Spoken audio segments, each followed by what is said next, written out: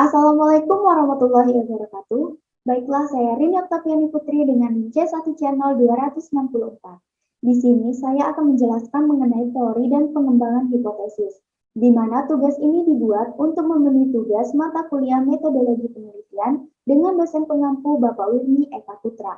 Nah, adapun pokok pembahasannya yaitu yang pertama ada pengertian teori penelitian dan deskripsi teori, yang kedua ada langkah-langkah pendeskripsian teori penelitian, yang ketiga ada pengertian hipotesis, yang keempat ada karakteristik hipotesis penelitian, yang kelima ada jenis-jenis hipotesis, dan yang keenam atau yang terakhir ada jenis dan syarat penyusunan hipotesis.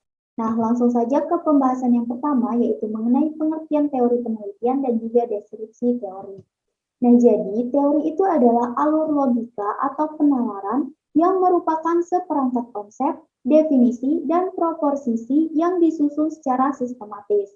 Nah, secara umum teori itu mempunyai tiga fungsi, yaitu yang pertama menjelaskan atau explanation, yang kedua ada meramalkan atau prediction, yang ketiga adalah pengendalian atau kontrol. Nah, sedangkan deskripsi teori dalam suatu penelitian itu merupakan uraian sistematis tentang teori. Artinya itu bukan sekedar pendapat pakar atau penulis bukunya. Dan juga merupakan hasil-hasil penelitian yang relevan dengan variabel yang diteliti. Nah, deskripsi teori itu paling tidak berisi tentang penjelasan terhadap variabel-variabel yang diteliti melalui pendefinisian dan uraian yang lengkap dan mendalam dari berbagai referensi sehingga ruang lingkup, kedudukan, dan juga prediksi terhadap hubungan antar variabel yang diteliti itu menjadi lebih jelas dan juga terarah. Nah, kemudian ke pembahasan yang kedua yaitu mengenai langkah-langkah pendeskripsian teori penelitian. Nah, jadi langkah-langkahnya itu yang pertama kita tetapkan dulu nama dan juga jumlah variabel yang akan diteliti. Kemudian kita cari sumber-sumber bacaan dan juga pilih topik yang relevan dengan variabelnya. Kemudian yang ketiga kita pahami definisi variabel yang kita pilih, kemudian kita tentukan rumusan masalah. Dan yang keempat itu kita mendeskripsikan teori-teori yang relevan tentang variabel yang kita pilih atau topik yang udah kita pilih. Nah, ke pembahasan yang ketiga yaitu mengenai pengertian hipotesis. Nah, jadi apa sih itu hipotesis? Jadi hipotesis itu berasal dari kata hypo yang berarti sebelum dan tesis yang berarti pernyataan atau pendapat. Nah, hipotesis itu sendiri dapat didefinisikan sebagai jawaban sementara yang kebenarannya itu masih harus diuji atau suatu rangkuman teoritis yang diperoleh dari tinjauan pustaka. Yang kemudian ke pembahasan yang keempat yaitu mengenai karakteristik hipotesis penelitian. Nah, jadi ada beberapa karakteristik. Yang pertama itu adanya daya penjelas. Misalnya, contohnya itu saat menstarter mobil, mobilnya itu tidak hidup. Jadi harus ada hipotesis yang menjelaskan tentang kejadian tersebut. Dan hipotesis yang tepat yaitu adalah hipotesis yang mengatakan bahwa aki mobil tersebut telah mati. Jadi itu penyebab mobil tersebut ketika di starter tidak hidup. Kemudian ada daya diuji. Artinya hipotesis itu perlu diuji untuk mengetahui apakah hipotesis itu ditolak atau diterima. Contohnya, jika nilai signifikasi uji T-nya itu besar dari 0,05, maka hipotesis nolnya itu diterima dan hipotesis alternatifnya itu ditolak atau begitupun sebaliknya. Kemudian hendaknya itu konsisten. Jadi hipotesis yang dikemukakan itu hendaknya tidak bertentangan dengan hipotesis teori dan juga hukum yang sebelumnya itu sudah ada dan sudah mapan. Kemudian hipotesis itu diungkapkan atau disajikan secara sederhana dan ringkas guna memudahkan dalam pengujian dan juga memudahkan dalam penyusunan laporannya. Kemudian yang kelima yaitu mengenai jenis-jenis hipotesis. Nah, jadi hipotesis itu dikelompokkan yang pertama berdasarkan ada atau tidaknya hubungan. Nah, jadi ada dua hipotesis, yaitu ada hipotesis nol dan juga ada hipotesis alternatif. Nah, hipotesis nol yaitu hipotesis yang menyatakan lawan dari apa yang diharapkan atau diprediksi oleh si peneliti. Contohnya itu, tidak ada hubungan antara warna hijau dengan tingkat kecerdasan.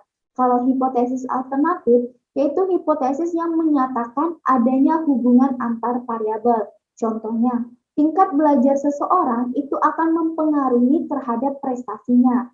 Dan untuk hipotesis alternatif ini itu ada dua macam, yaitu yang pertama ada hipotesis direksional, yaitu menunjukkan perbedaan dan arah hasil yang memiliki skor yang besar. Kemudian yang kedua ada hipotesis non-direksional, yaitu menunjukkan perbedaan tetapi tidak menentukan apa yang menjadi perbedaannya. Kemudian ada hipotesis berdasarkan macam hubungan antar variabelnya. Jadi ada hipotesis deskriptif dan juga ada hipotesis asosiatif. Nah, hipotesis deskriptif merupakan hipotesis yang menggambarkan karakter sebuah kelompok atau variabel tanpa menghubungkannya dengan variabel lain.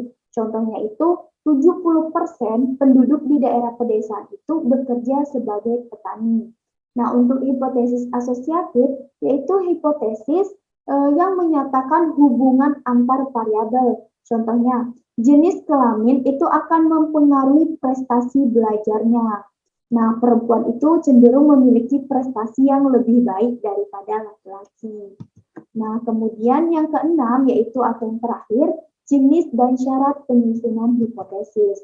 Nah, jadi dalam penyusunan hipotesis itu dapat dilakukan secara deduktif atau induktif. Nah, kalau deduktif, itu penyusunan hipotesisnya itu adalah ditarik dari teori yang terdiri dari proposisi, yaitu hubungan dua konsep. Contoh proposisi yaitu makin cepat perkembangan komunikasi, makin tinggi kecerdasan penduduknya, di mana konsepnya itu adalah X itu sama dengan komunikasi dan Y itu adalah kecerdasannya. Kalau induktif yaitu penyusunan hipotesis yang berangkat dari pengalaman kita di masa lampau. Contohnya, kita mengetahui bahwa kecelakaan kendaraan bermotor di jalan raya itu kebanyakan disebabkan oleh supir yang mengemudikan kendaraan dalam kecepatan tinggi. Nah, itu bertolak dari pengalaman ini kita menyusun hipotesis, yaitu ada hubungan positif antara kecepatan laju kendaraan dengan kecelakaan lalu lintas.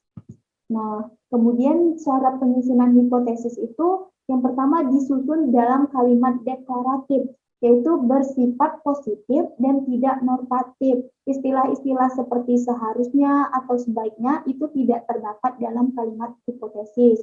Kemudian ada operasional, artinya itu variabel-variabel yang dinyatakan dalam hipotesis adalah variabel yang operasional, dalam artian dapat diamati dan juga dapat diukur. Kemudian menyatakan hubungan. Artinya itu, hipotesis harus menunjukkan hubungan-hubungan tertentu di antara variabel-variabelnya. Nah, sekian presentasi yang dapat saya sampaikan. Jika ada kesalahan dan kekurangan, saya mohon maaf. Saya akhiri, wassalamualaikum warahmatullahi wabarakatuh. Terima kasih.